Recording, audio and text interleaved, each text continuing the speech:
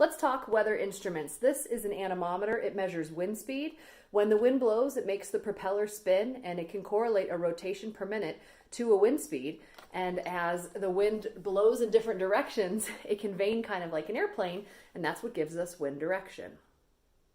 This is a tipping bucket rain gauge. You may have seen me throw some noodles in mine earlier this week in a silly video. It's okay, it's got a little debris catcher at the top.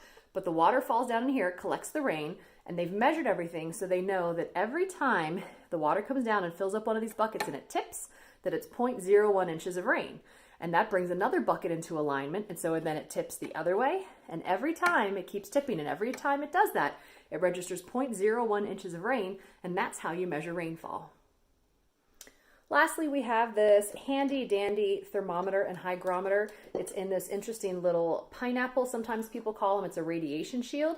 It allows the wind to pass through and the shade to stay on the sensor so you don't have the sun shining on it and biasing how high this thermometer reads. But inside of here is a little sensor, and this is a thermometer that measures temperature and a hygrometer which measures relative humidity.